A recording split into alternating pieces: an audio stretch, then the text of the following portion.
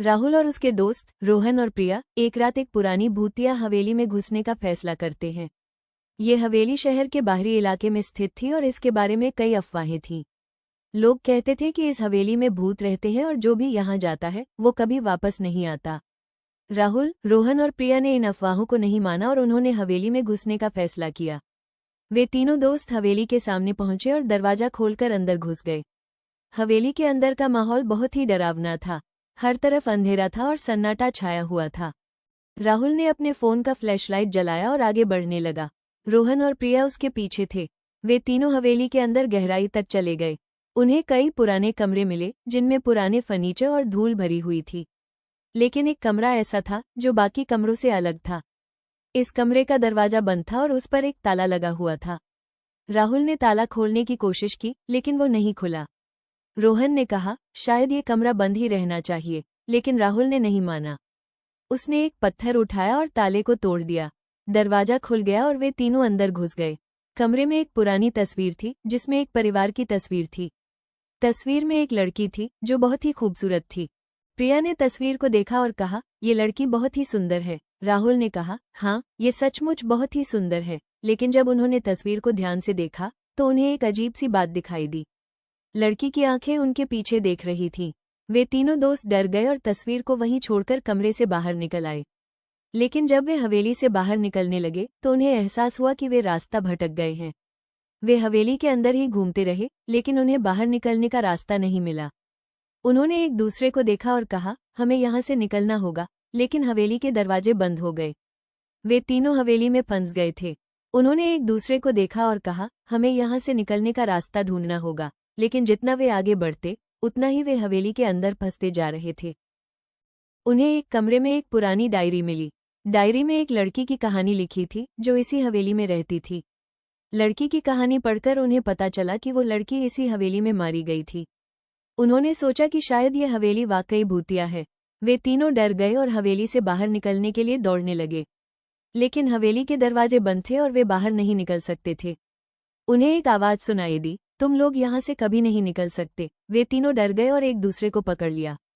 उन्हें एहसास हुआ कि वे हवेली में फंस गए हैं और यहाँ से निकलना मुश्किल है। और फिर अचानक से सब कुछ काला हो गया। जब उन्हें होश आया तो वे अस्पताल में थे। डॉक्टर ने बताया कि वे तीनों हवेली में बेहोश हो गए थे और उन्हें वहां से निकालकर अस्पताल लाया गया था।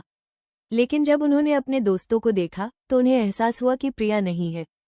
उन्होंने डॉक्टर से पूछा, प्रिया कहाँ है? डॉक्टर ने कहा, प्रिया का कोई पता नहीं है, वो हवेली में ही रह गई होगी। राहुल और रोहन ने प्रिया को ढूंढने की बहुत कोशिश की लेकिन वो नहीं मिली।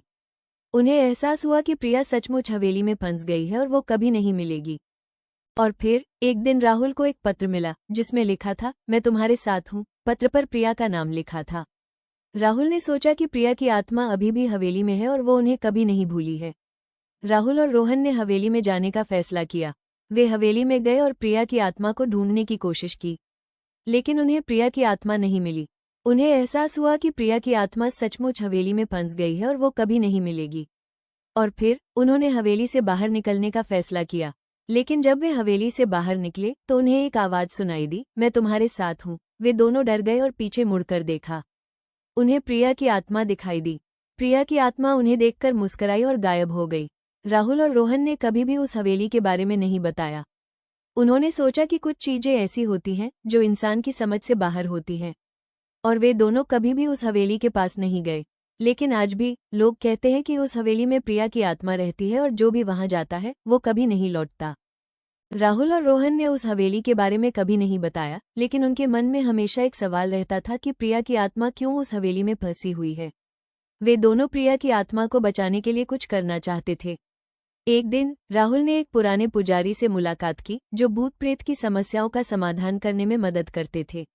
राहुल ने पुजारी को प्रिया की कहानी सुनाई और उनसे मदद मांगी।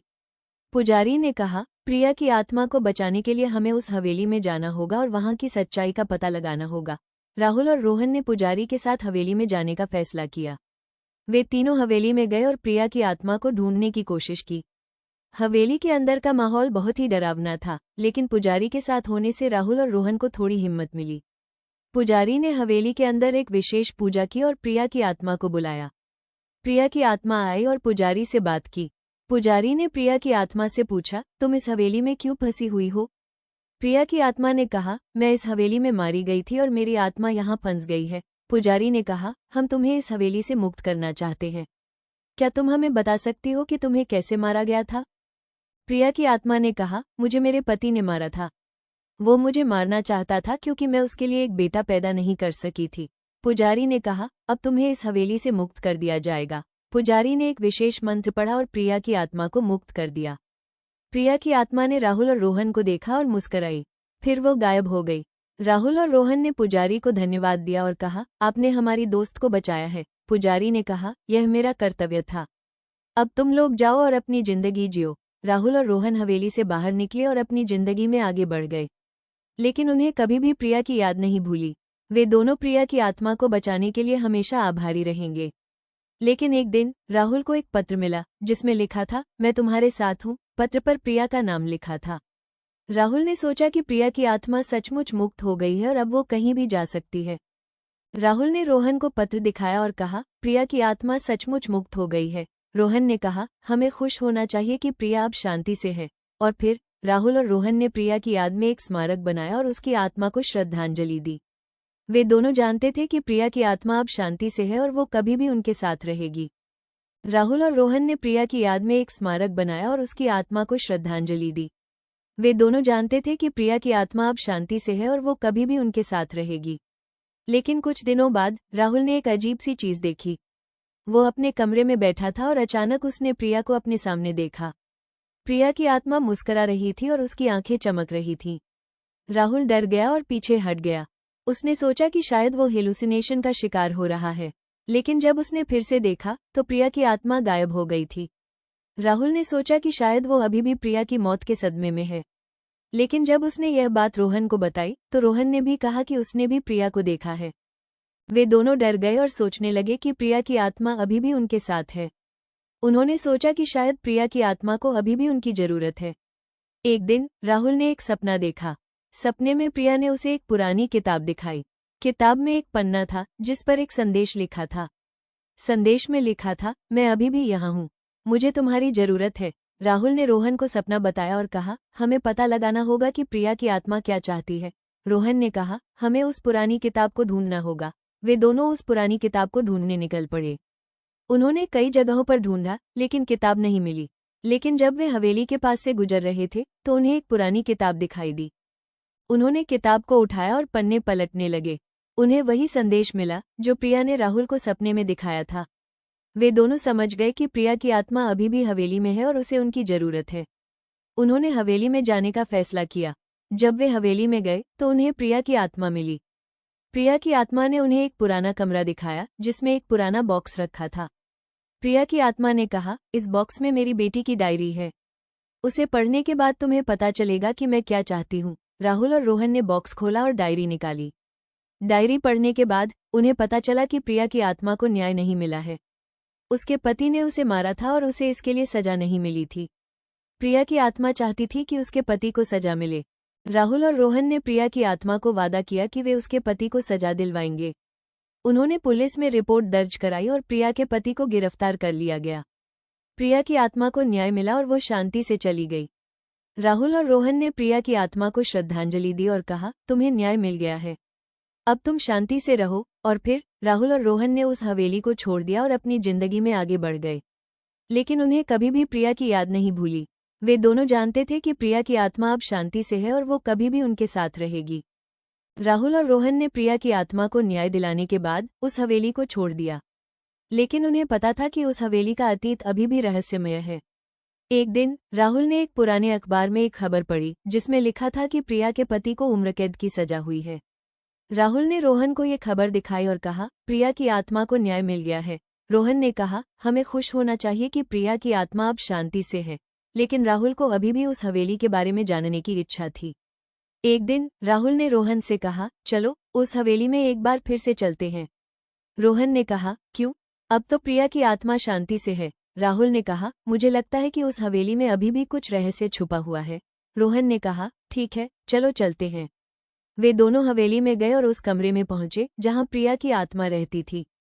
लेकिन इस बार उन्हें कुछ अजीब नहीं लगा। हवेली में एक अजीब सी शांति थी। राहुल ने कहा, लगता है कि प्रिया की आत्मा सचमुच शांति से है। रोहन ने कहा, हाँ, अब हमें यहाँ से चले जाना चाहिए। लेकिन जब वे हवेली से बाहर निकलने लगे तो उन्हें एक पुराना दरवाजा दिखाई दिया जो पहले नहीं था। राहुल ने कहा, ये दरवाजा पहले नहीं था। रोहन ने कहा, शायद ये दरवाजा पहले से ही था, लेकिन हमें दिखाई नहीं दिया था। राहुल ने दरवाजा खोला और अंदर घुस गया। अंदर उन्हें एक पुराना कमरा मिला जिसमें प्रिया की डायरी रखी थी। राहुल ने डायरी उठाई और पढ़ने लगा। डायरी में लिखा था, मैं जानती हूँ कि मेरी आत्मा को शांति नहीं मिलेगी जब तक मेरे परिवार के सभी सदस्यों को सजा नहीं मिल जाती। राहुल और रोहन ने एक दूसरे को देखा और कहा, हमें प्रिया के परिवार के सभी सदस्यों को सजा दिलवानी होगी, और उन्होंने ऐसा ही किया। प्रिया की आत्मा को पूरी तरह से शांति मिल गई और वो हवेली से चली गई। राहुल और रोहन ने उस हवेली को छोड़ दिया और अपनी जिंदगी में आगे बढ़ गए। लेकिन उस हवेली का रहस्य अभी भी बना हुआ है। कुछ लोग कहते हैं कि उस हवेली में अभी भी प्रिया की आत्मा रहती है जो न्याय की प्रतीक्षा कर रही है। लेकिन सच क्या है, यह कोई नहीं जानता। राहुल और रोहन ने प्रिया की आत्मा को शांति दिलाने के बाद अपनी जिंदगी में आगे बढ़ गए। लेकिन उस हवेली का रहस्य अभी भी बना हुआ था। एक दिन राहुल के पास एक अज्ञात नंबर से फोन आया। फोन करने वाले ने कहा, राहुल, तुम्हें उस हवेली के बारे में पता होना चाहिए। राहुल ने कहा, कौन बोल रहा है? फोन करने वाले ने कहा, मैं तुम्हारा दोस्त हूँ। तुम्हें उस हवेली के बारे में जानना चाहिए। वो हवेली अभी भी खतरनाक है। राहुल ने कहा, क्या मतलब है? फोन करने वाले ने कहा, मैं तुम्हें फिर से फोन करूंगा, और फोन कट गया। राहुल ने सोचा कि शायद ये कोई मजाक है, लेकिन वो उस हवेली के बारे में सोचने लगा। अगले दिन राहुल ने रोहन से बात की और कहा, क्या तुम्हें लगता है कि उस हवेली में अभी भी कुछ है? रोहन ने कहा, मुझे नहीं पता, लेकिन हमें पता लगाना चाहिए। वे दोनों उस हवेली में गए और उसे देखने लगे। हवेली अभी भी वैसे ही थी, लेकिन उन्हें एक अजीब सी आवाज सुनाई दी। आवाज हवेली के अंदर से आ रही थी। राहुल और रोहन ने एक दूसरे को देखा और कहा, चलो देखते हैं कि क्या है। वे हवेली के अंदर गए और आवाज का पीछा करने लगे। आवाज उन्हें एक पुराने कमरे में ले गई जहां एक पुरानी डायरी रखी थी। डायरी में लिखा था, मैं अभी भी यहाँ हूँ, मुझे मत भूलो। राहुल और रोहन ने एक दूसरे को देखा और कहा, यह क्या है? तभी उन्हें एक आवाज सुनाई दी, मैं तुम्हारे साथ हूँ। वे दोनों डर गए और हवेली से बाहर निकल आए। उन्हें एहसास हुआ कि उस हवेली का रहस्य अभी भी बना हुआ है और शायद कभी भी सुलझ नहीं पाएगा। और फिर राहुल और रोहन ने उस हवेली के बारे में कभी नहीं बात की। लेकिन उन्हें पता था कि उस हवेली का रहस्य अभी भी बना हुआ है और शायद कभी भी सुलझ नहीं पाएगा। उस हवेली की कहानी यहीं खत्म नहीं हुई। कुछ लोगों का कहना है कि आज भी उस हवेली में प्रिया की आत्मा रहती है जो न्याय की प्रतीक्षा कर रही है, और जो भी उस हवेली के पास जाता है वो कभी वापस नहीं आता। क्या ये सच है? ये तो समय ही बताएगा। लेकिन एक बात तय है कि उस हवेली का रहस्य अभी भी बना हुआ है और शायद कभी भी सुलझ नहीं पाएगा। राहुल और रोहन ने उस हवेली के बारे में कभी नहीं बात की, लेकिन उन्हें पता था कि उस हवेली का रहस्य अभी भी बना हुआ है। वे दोनों जानते थे कि उस हवेली में कुछ अजीब है जो लोगों को अपनी ओर आकर्षित करती है। एक दिन राहुल ने रोहन से कहा, मैंने उस हवेली के बारे में एक सपना देखा है। रोहन ने कहा, क्या सपना था? राहुल ने कहा, मैंने देखा कि उस हवेली में एक लड़की रहती है जो मुझे बुला रही है। रोहन ने कहा, शायद ये सपना तुम्हारे दिमाग की उपज है, लेकिन राहुल को यकीन था कि यह सपना कुछ और था। अगले दिन राहुल ने उस हवेली में जाने का फैसला किया। रोहन ने कहा, मैं भी तुम्हारे साथ चलूंगा। वे दोनों हवेली में गए और उस कमरे में पहुंचे जहां प्रिया की आत्मा रहती थी। लेकिन इस बार उन्हें कुछ अजीब नहीं लगा। हवेली में एक अजीब सी शांति थी। राहुल ने कहा, लगता है कि प्रिया की आत्मा सचमुच शांति से है। रोहन ने कहा, हाँ, अब हमें यहाँ से चले जाना चाहिए। जब वे हवेली से बाहर निकलने लगे तो राहुल ने पीछे मुड़कर देखा।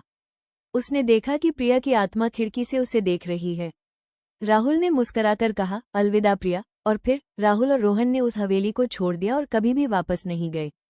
उस हवेली का रहस्य अभी भी बना हुआ है, लेकिन अब वहाँ कोई नहीं रहता है जो उसे सुलझा सके।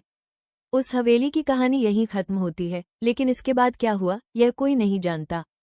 कुछ लोगों का कहना है कि उस हवेली में अभी भी प्रिया की आत्मा रहती है जो न्याय की प्रतीक्षा कर रही है, और जो भी उस हवेली के पास जाता है वो कभी वापस नहीं आता। लेकिन एक बात तय है कि उस हवेली का रहस्य अभी भी बना हुआ है और शायद कभी भी सुलझ नहीं पाएगा। और राहुल और रोहन की दोस्ती और साहस की कहानी हमेशा के लिए याद रखी जाएगी।